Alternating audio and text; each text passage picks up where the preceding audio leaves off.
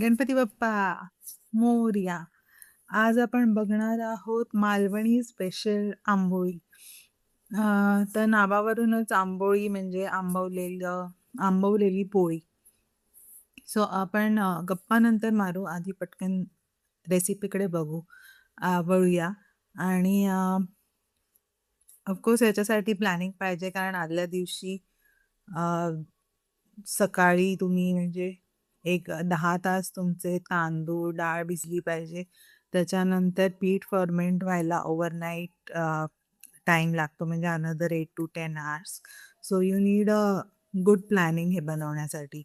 त्याच्यामध्ये आता 3 कप तांदूळ, 1 कप उडदाची डाळ, अर्धा वाटी चण्याची डाळ, मेथी दाणा आणि नंतर वाटताना भिजवलेले पोहे घातले आहेत.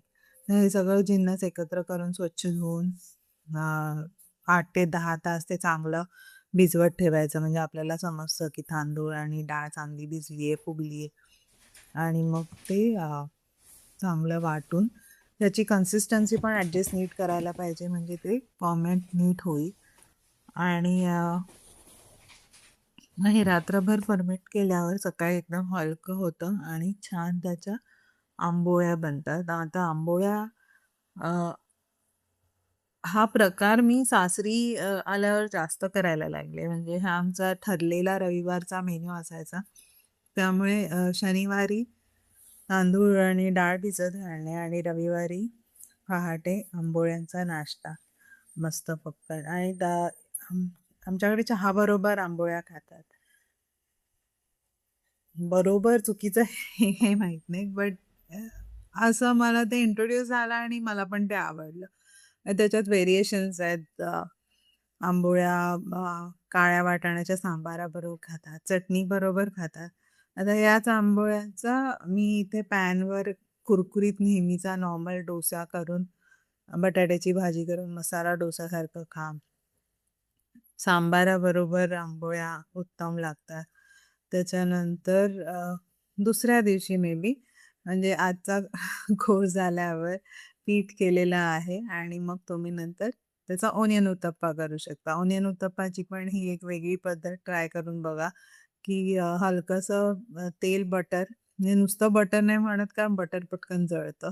सो तेल, बटरवर कांदा, मिरची आधी चांगली भाजून आणि मग त्याच्यावर ते पीठ घालायचं आणि मग तो परतायचा. तो असा ऑनियन उत्तप्पा पण करून बघा. सो मी इथे हे आज सगळे व्हेरिएशन्स दाखवलेत एकत्र. कृती आणि तुमचा एक्सपिरियन्स आणि तुम्ही म्हणजे हे मला असं वाटतं काही पदार्थ सगळ्या रिजन्समध्ये बनतात जिथे तांदूळ हा खूप मेन इन्ग्रेडियंट ऑफ युअर कुझिन आहे. तिथे मग त्या तांदळाचे वेगवेगळे प्रकार, घावणे झाले, आंबोळ्या झाल्या, असं बरेच वेगळ्या वेगळ्या पद्धतीने ते कन्झ्युम म्हणजे डेली आपल्या आहारामध्ये येतं. आंबोळ्यालाच म्हणजे आंबोळ्यांसारखाच म्हणजे हा असा डोशाचाच प्रकार पण थोडं व्हेरिएशन मे बी त्याच्यात मेथी आणि चण्याची डाळ हे वेगळं असतं. काही जण त्याच्यामध्ये इतर डाळी पण घालतात. तूर डाळ, मूग डाळ असं मिक्स करतात. आता डायबिटीजवाल्यांसाठी म्हणजे आत्ताचा पर्याय म्हणजे जसं मी मागे मिलेट इडली दाखवलेली. सो तुमचं तांदळाला रिप्लेस करा तुम्ही मिलेट्सनी. मग तुम्ही कुठलंही मिलेट वापरू शकता. बार्नयार्ड, कोडो आहे, लिटिल मिलेट आहे. हे सगळे मिलेट्स पण मला आत्ताच म्हणजे आले. आधी मला मिलेट म्हणजे ज्वारी, बाजरी आणि त्याच्या भाकरी एवढंच माहीत होतं. पण आता हे मिलेट्स पण इझिली अवेलेबल आहेत. सो हे व्हेरिएशन पण तुम्ही ट्राय करून बघू शकता. घट्ट पीठ भिजवू नका. त्याच्यात थोडं पाणी असलं पाहिजे मगच ते फर्मेंट नीट होतं. उडदाच्या डाळीचे प्रकार मला माहित नाही म्हणजे आतापर्यंत मला स्प्लिट उडद डाळ आणि आता इंट्रोड्यूस झालेली म्हणजे अख्खी उडद डाळ. साल असलेली उडद डाळ पण असते जी डाळींमध्ये वापरली जाते म्हणजे. पण आपल्याला हे डोशासाठी वगैरे आधी मी स्प्लिट उडद डाळ वापरायची. आता मी गोटा म्हणजे अख्खी उडद डाळ वापरते.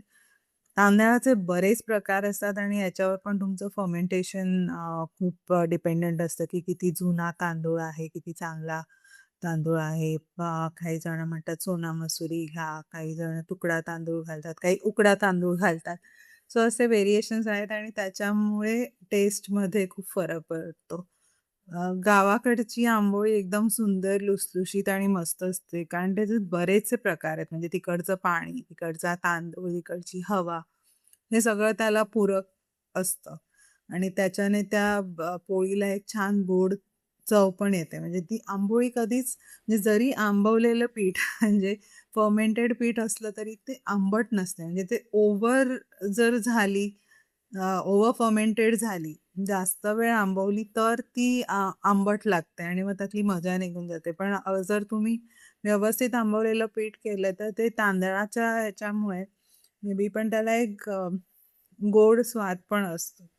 आणि ॲज ऑल्वेज म्हणजे मी इथे पूर्ण आहार दाखवायचा प्रयत्न करते आतापर्यंतच्या ह्याच्यात, किंवा पूर्ण आहार किंवा एकाच याच्यापासून बनणाऱ्या वेगवेगळ्या गोष्टी. म्हणजे आपण आंबोळी चटणी बघितली, आपण मसाला डोसा पण बघू आणि आपण ओनियन उत्तप्पा पण बघू. तो हे 3 प्रकार पण मी इथे कव्हर केले आहेत. आणि गप्पांकडे वळूया म्हणजे ॲज आय सेड की मला हा प्रकार सासरी आल्यावर म्हणजे I came to know about this dish as such, की आंबोळी हा प्रकार असतो आणि ठरलेला आमच्याकडे दर रविवारचा आणि सगळ्यांना आवडतो. अजून आता गप्पा आपल्या ॲक्चुअली झाल्याच तांदळाबद्दल आणि उडद डाळीबद्दल. तर असं स्पेसिफिक नाही, पण I would like to know की तुम्हाला कुठल्या फॉर्ममध्ये डोसा आवडतो? तुम्ही जनरली गेलात की मसाला डोसा घेता, साधा डोसा घेता की ऑनियन उत्तप्पा घेता? यातली कुठली डिश तुम्हाला आवडेल? आणि ओके, एक क्विक टिप म्हणजे जर तुम्ही हे फर्मेंट झाल्यावर पीठ ठेवणार असाल, म्हणजे आजच सगळं संपणार नसेल, म्हणजे जास्तीचं पीठ घातलं, तर मग मीठ न घालता ठेवा. म्हणजे जेवढं लागतं तेव्हाच मीठ घालून ते बनवा आणि जे फ्रीजमध्ये ठेवायचं आहे त्याच्यात मीठ नका घालू. मिठामुळे ते लवकर आंबतं.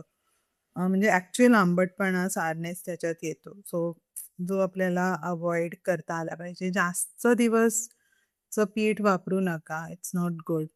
म्हणजे अलीकडेच मी असा किस्सा ऐकलेला की म्हणजे again food contamination is a very common thing. So जेव्हा आपण बाहेरून खातो तेव्हा एक हे असतं की ते हॉटेल किंवा ती गोष्ट त्याच्यासाठीच प्रसिद्ध आहे आणि तिथे नेहमी ताजं बनवलं जातं. सो इट इज कन्सिडरेट, पण जस्ट एन्श्युअर की don't freeze it for too long. जास्त दिवस कन्झ्युम करू नका. 2-3 दिवसात फार तर फार ते कन्झ्युम करा. आणि परत तुमचा भागाचं टेम्परेचर कसं आहे त्याच्यावर पण खूप डिपेंड करतं. जर ह्युमिड खूप असेल तर लवकर फर्मेंट पण होते, लवकर आंबतं पण. ह्युमिड कमी असेल तर फर्मेंटेशनला वेळ लागतो. बरं, फर्मेंट झालं नाही तरी पण भिजवलेलं पीठ नुसतंच पण जास्त वेळ ठेवायचं नाही. अ, खराब होतं ते. म्हणजे त्याला एक वेगळा वास येईल. याची चव चेंज होईल. So something is not good for health. So असं नाही की फर्मेंटच झालं नाही तर आपलं 12 तास काय 24 तास ते असंच भिजलेलं पीठ आहे, असं करू नका. फर्मेंट झालं नाही तर त्याला पूरक ऊब मिळाली नाही किंवा ते नीट त्याच्यात तेवढं पाणी नव्हतं. सो एक तर तुम्ही तेव्हाच्या तेव्हा ते कन्झ्युम करा किंवा त्याच्यात सोडा घाला किंवा तुम्ही ॲडिशनल बेसन आणि कांदा घालून त्याचा चिला करा आणि वापरून टाका. पण ते 10 ते 12 तासाच्या वरती खूप जास्त वेळ गरमीच्या ठिकाणी ठेवू नका. सो हे थोडेसे tips for the health benefits. आणि भेटूया परत. Bye bye.